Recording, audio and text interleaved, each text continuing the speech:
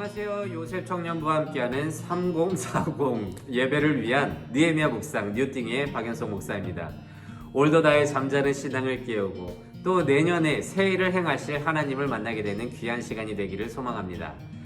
오늘 묵상할 본문은요, 느헤미야서 2장 1절에서 9절까지의 말씀인데요. 오늘은 5절까지 제가 읽고 9절까지의 말씀을 함께 묵상하도록 하겠습니다.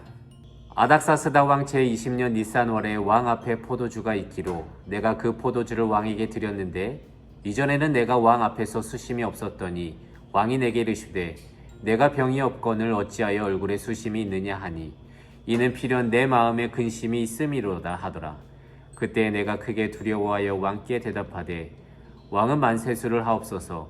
내 조상들의 묘실이 있는 성읍이 이제까지 황폐하고 성문이 불탔사오니 내가 어찌 얼굴에 수심이 없사오리까 하니 왕이 내게 이르시되 그러면 네가 무엇을 원하느냐 하시기로 내가 곧 하늘의 하나님께 묵도하고 왕에게 이르되 왕이 만일 좋게 여기시고 종의 왕의 목전에서 은혜를 얻었사오면 나를 유다 땅 나의 조상들의 묘실에 있는 성읍에 보내어 그 성을 건축하게 하옵소서 하였는데, 우리는 어제까지의 내용을 살펴봐서 알듯이요, 수상궁에 있었던 느헤미야는 예루살렘의 성전의 상황과 그리고 남은 자들의 상황을 듣게 되면서 크게 슬퍼하였고 금식 기도를 하였습니다. 그리고 오늘 1절과 같이 니산월에 이르게 되었는데요. 기슬루월에서 시작해서 니산월, 그러니까 4개월의 시간이 흘렀다는 것입니다. 4개월. 짧으면 짧고 길다면 긴 시간이지만 시간과 상관없이 느헤미야의 마음은 무겁고 아팠을 것입니다. 그래서 그랬을까요? 술 관원이었던 느헤미야가 그만 왕 앞에서 실수를 하게 됩니다. 봉독했듯이 느헤미야는 왕이 알아차릴 정도로 얼굴에 수심이 가득했는데요.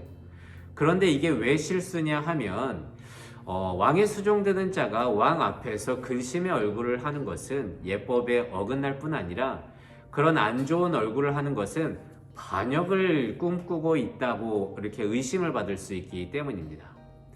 게다가 수심 가득한 이유가 예루살렘 성 때문이다라는 것이 더욱더 문제가 되는데요. 왜냐하면 에스라 4장에서 기록하듯이 이 아닥사스다 왕은요, 예루살렘 성전 공사를 중단시킨 적이 있기 때문입니다. 그러니까 예루살렘을 시기하던 대적자들이 예루살렘 성은 자주 반박을 하는 나쁜 성이라고 고소를 해서 공사가 중단된 것인데요.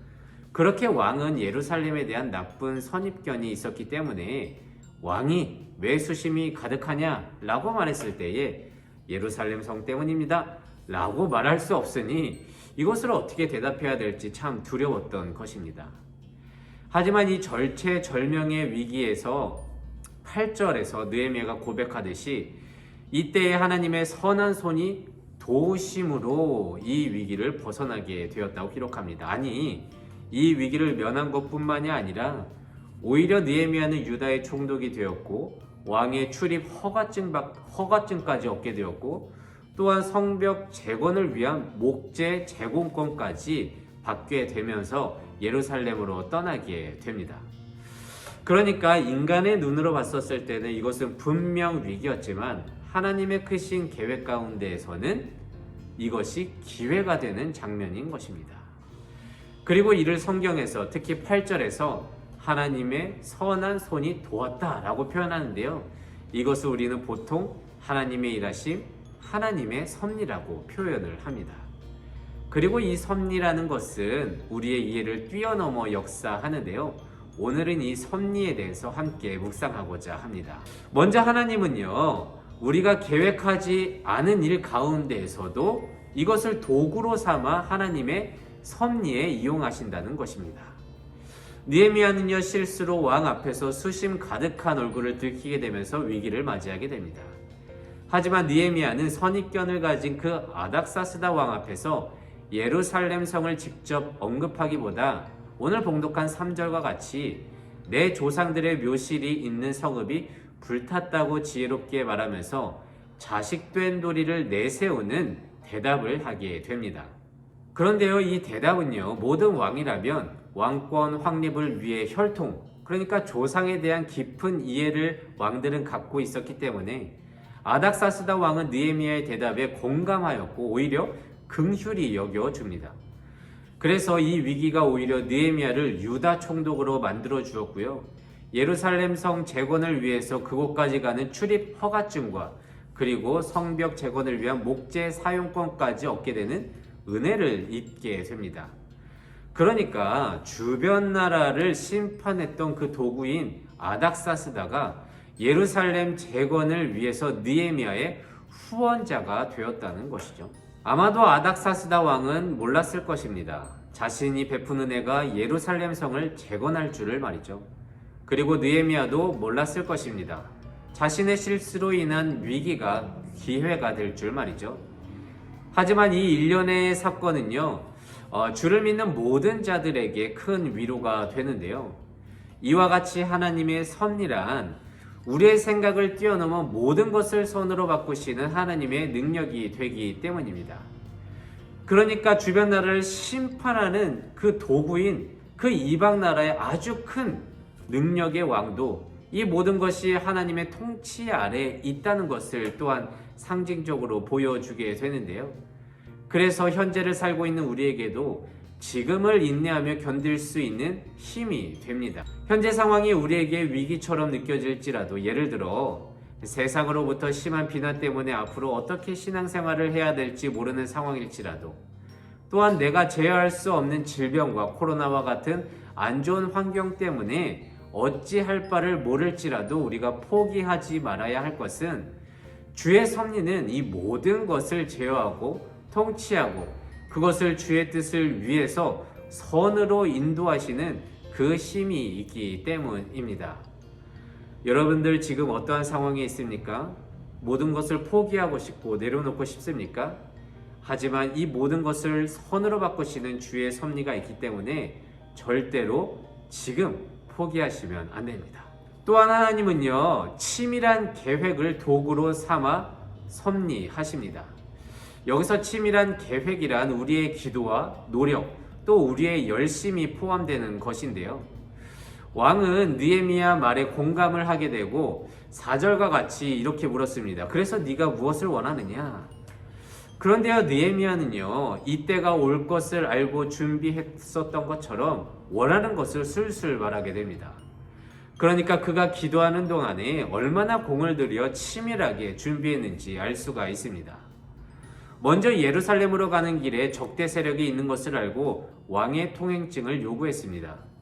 또한 예루살렘 근처에 그 숲에 쓸만한 목재들이 많은 것을 알고 목재 사용권을 얻어냅니다. 이는 느헤미야의 기도가 단순히 입술 노동이 아니라 그 기도가 이루어질 것을 믿고 그 때를 대비하여 모든 것을 준비하고 있었다는 것을 의미합니다.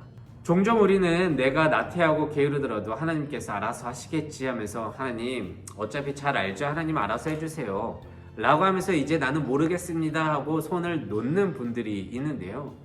하지만 하나님의 섭리를 믿는 자들이라면 이렇게 생각하고 행동하지 않습니다.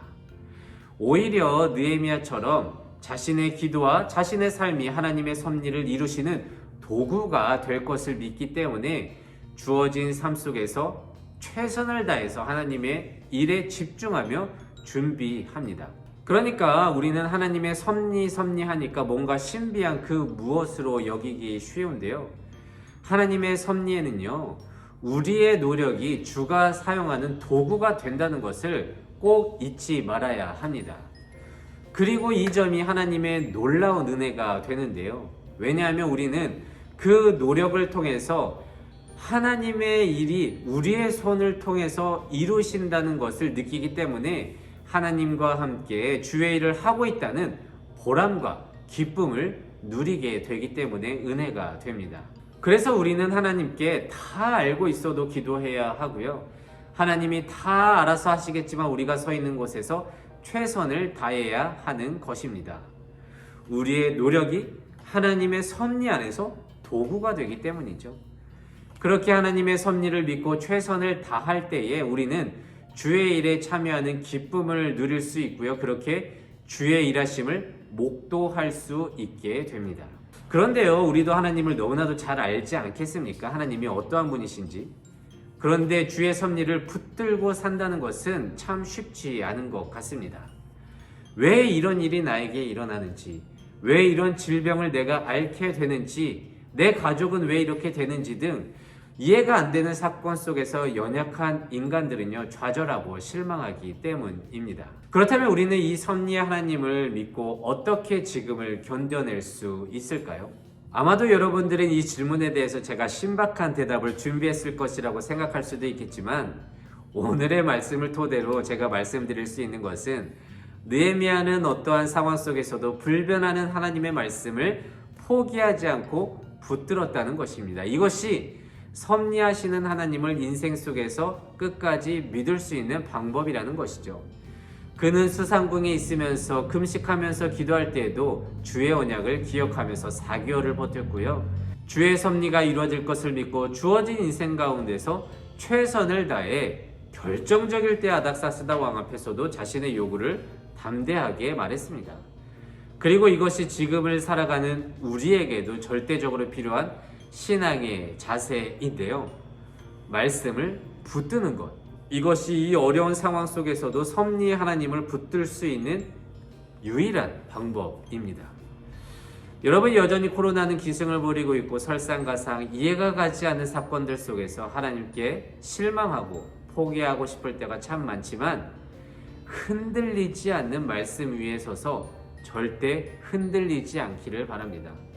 왜냐하면 우리가 믿는 하나님은요, 인간의 계획에도 없는 사건을 통해 위기를 기회로 만드시는 분이시고요, 우리의 작은 노력도 섭리의 도구로 사용하셔서 주의 기쁨을 나눠주시는 선하신 분이기 때문입니다.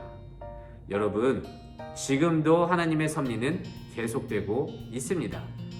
그래서 말씀을 통해 흔들리지 마시고 하나님을 더욱더 알고 믿어 나아가는 요셉 청년부 모두가 되시기를 진심으로 소망합니다.